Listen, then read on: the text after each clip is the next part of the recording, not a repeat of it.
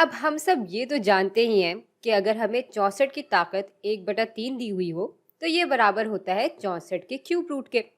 और चूंकि हम ये भी जानते हैं कि जब 4 की ताकत 3 होती है तो ये बराबर होता है 64 के, इसलिए 64 का क्यूब रूट को हम 4 के बराबर भी रख सकते हैं।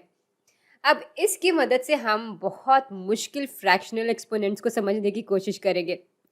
मिसाल के तौर पे अगर हमारे पास 64 की ताकत 2/3 हो तो इसको किस तरह से हल किया जाए। चले एक एक्सपोनेंशियल प्रॉपर्टी को देखते हैं। मिसाल के तौर पे 2 की ताकत 3 है और इस पूरी चीज़ की ताकत 4 है, तो इस एक्सप्रेशन को हम 2 की ताकत 3 ज़रब 4 की सूरत में भी ला सकते हैं और फिर इसको हल करके हम 2 की ताकत 12 की शक्ल में भी लिख सकते हैं। और फिर इसी चीज़ को हम 2 की ताकत 4 और इस पूरी चीज़ की ताकत 3 की सूरत में भी लिख सकते हैं।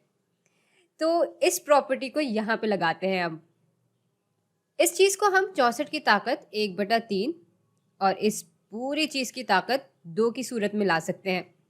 अब 64 की ताकत जब 1/3 होती है तो वो बराबर हो जाता है 4 के, ये तो हम जानते ही हैं। और 4 की ताकत जब 2 होती है तो हमें 16 मिल जाता है। अच्छा, अब हमारे पास एक और एक्सप्रेशन है और मैं पहले ही बता दूं, ये वाला एक्सप्रेशन बहुत ज़्यादा उलझा हुआ है। तो इसमें 8/27 की ताकत है -2/3। तो इसको हल करने से पहले ज़रा ऐसा करते हैं कि नेगेटिव को हटा देते हैं। भाई नेगेटिव ताकत हमें बस ये बता रही होती है कि हमें एक्सप्रेशन का उलट यानी रेसिप्रोकल लेना होगा।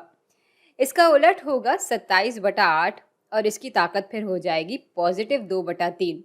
अब भाई ये ताकत एक्सप्रेशन के हर टर्म पर होगी, यानी ये फिर बराबर हो जाएगा 27 की ताकत 2/3 बटा 8 की ताकत 2/3 के।